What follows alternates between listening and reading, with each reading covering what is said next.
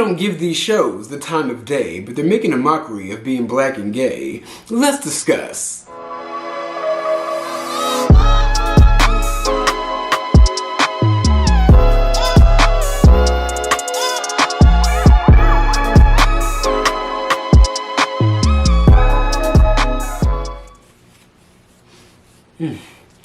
What's up, y'all? It's your boy Beasley here. Hope y'all are staying cool, calm, and collected out there. So, no excuses. I took a break. Take another break. Okay. But I'm coming to you guys today talking about the Zeus Network. Now, you guys, before I go all the way in, I will say that I'm probably one of the few people that is to blame for the Zeus Network because, let's keep it real, I was a day one fan of VH1 when they popped up, like way back in the days of Flavor of Love. Like, I loved VH1. Like, I was watching Flavor of Love at the age of 11, and I've been supporting the VH Network ever since. And one of the biggest shows to pop off on VH1 was the whole entire Love and Hip Hop franchise. You know, the pioneer of that franchise, even though New York was the first city, Joseline Hernandez and Stevie J were the ones that really made the whole entire situation blow up to where it's like a mainstream thing. And in my opinion, you guys, the Zeus Network is literally a spin-off of the VH1 network because, you know, throughout each season of Love and Hip Hop, a lot of cast members are not brought back to the next season. So a lot of those cast members go on down now to the Zeus Network to get a little bit of coin and a little bit of clout. Like, Zeus has enabled these people to literally cling on to the last 5 minutes of their fame and claim to fame. But I will say, for the most part, I was a huge supporter of the VH1's franchises, you know, the Love and Hip Hops, the Basketball Wives, and the Black Ink Crews of the world. I watched each and every one of them from start to semi-finish. But the main thing that we loved about VH1 and their reality shows were the fights. The fights always took place. Sometimes they were blurred out and edited out, and sometimes they weren't. But for the most part, we never saw like the full-on, like raw footage. For the most part, a lot of the fights were edited. Like, if we saw the fight, it was edited to where it didn't look as graphic, or sometimes it was just completely left out of the episode entirely. But Zeus has been able to fulfill the wishes of a lot of low vibrational television viewers by like showing these fights and basically showing B-roll footage. Showing, like, basically no editing. Like, Zeus does not have an editing team. But you guys, Zeus is mainly trash, not even for them just showing fights and borderline ratchetry, but for them being a black-owned network and literally exploiting black entertainers. Now, they do have entertainers.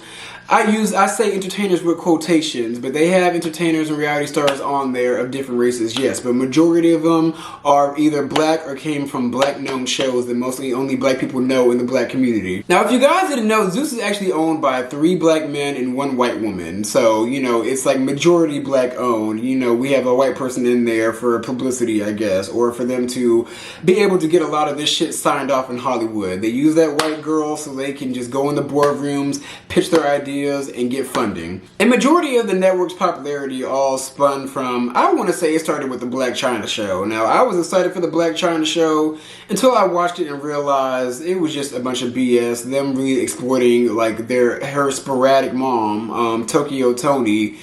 And overall, just like forcing beefs between the cast members and forcing storylines that didn't make any sense. And overall, Black China, she can't hide who she truly is, which is a flawed individual. But the tension between Tokyo Toni and Black China literally garnered a lot of people to actually tune in and watch the network. Like, this was at the very beginning, and that show sucked people in. And instead of them trying to kind of change the narrative and trying to get them, Black China and her mom, to kind of mend their fences and also get Black China to mend fences with the various people that she fell out with, they continued to exploit the issues between all of them even further because they knew that drama and fighting is what got clicks and views.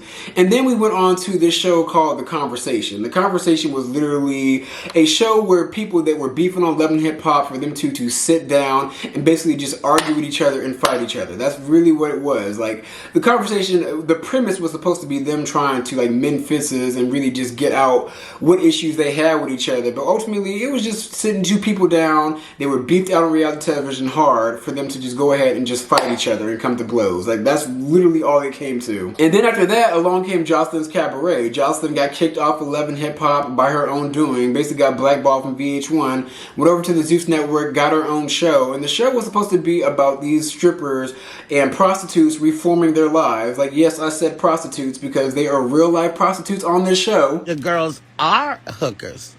They had pimps at the show.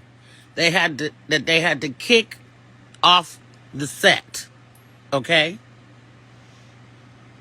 They are strippers, and people strip for different reasons, and they are prostitutes.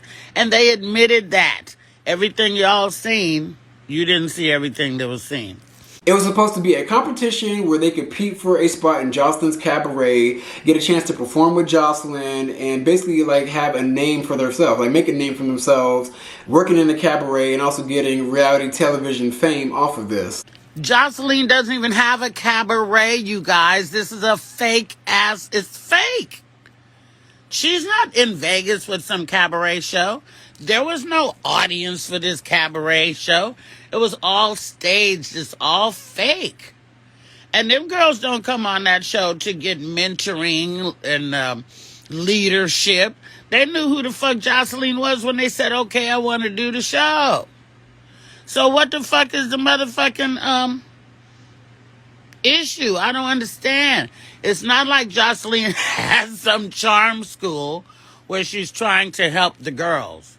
She been berating them girls for weeks and weeks and weeks and weeks, and they stayed on television and got a check just the fuck like I did. But Joseline and her shitty ass ego and shitty ass personality deduced the whole entire show into her just literally just yelling at these girls and threatening to hit them. And she even came to blows with one of them, if you guys already know, by the name of Amber Lee. I called her April in the last video I did on this. Shame on me. When I was editing that last video, I was literally mad at myself for calling her April. Like, I get tongue-tied when I do these videos, if you guys can't tell. Talking in front of the camera is not easy. Sometimes I make it look easy, and sometimes I don't. But Joseline and her husband, fiance, whoever, abused the girl Amber Lee, and we don't know if it's like for certain if they're going to show it. I mean, if they know it's good for them, they should edit it out completely.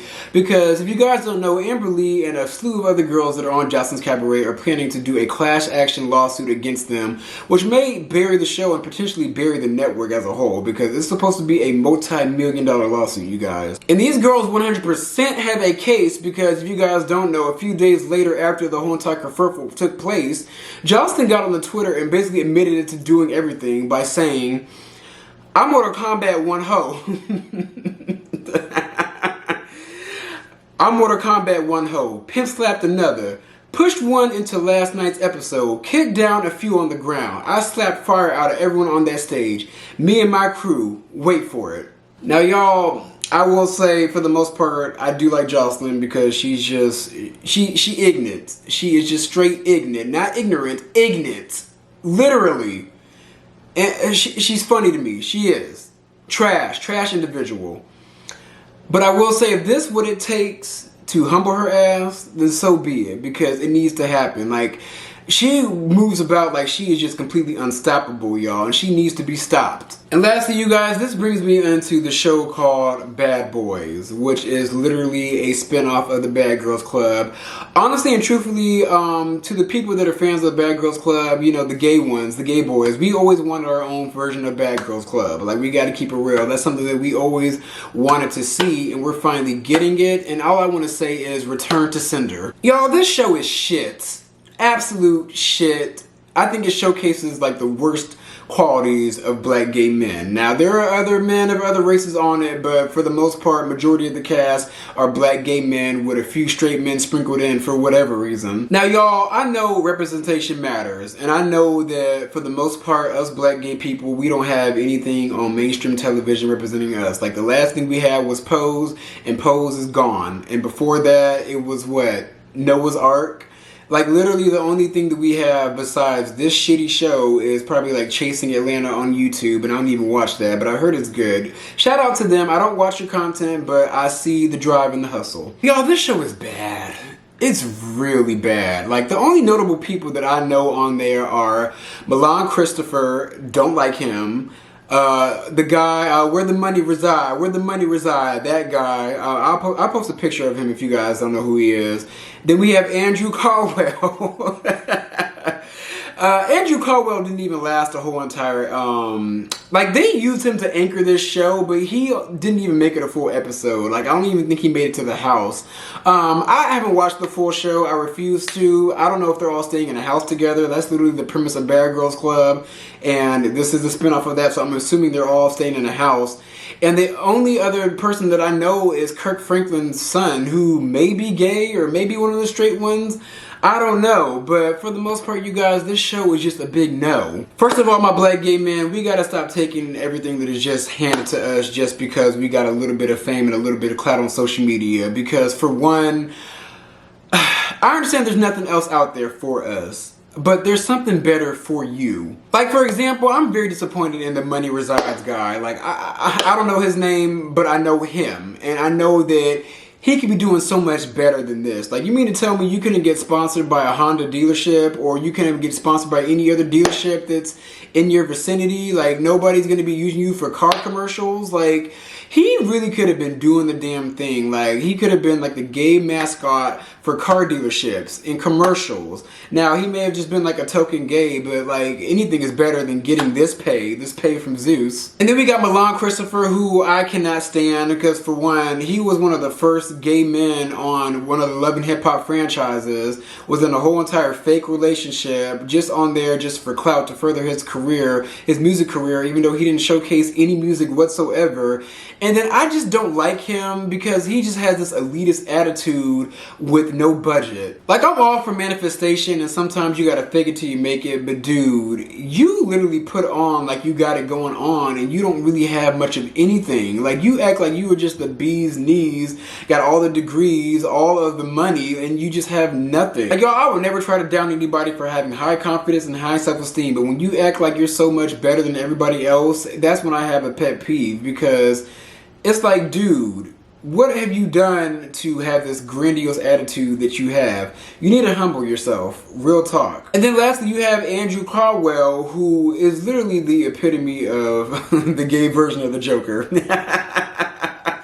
But no, like, it's clear as day that he has mental health issues, and he is a grown-ass man, and he's letting himself be exploited, but at what point do we say, you know what, no, we're good? Like, when do we say no to certain individuals? And like I say, Andrew Caldwell excused himself because, you know, despite his mental health, he has enough sense to realize that this show is some bullshit. It's not going to do anything for anybody. So it's crazy. Out of everybody, he had the most sense. Like, literally out of everybody, he was the one person to realize off rip that this show was going to be a stain on his name, and he's not willing to play the game. And I don't blame him at all for excusing himself. Now, granted, I'm a small YouTuber, and my brand's not all the way together yet, but it's going to be.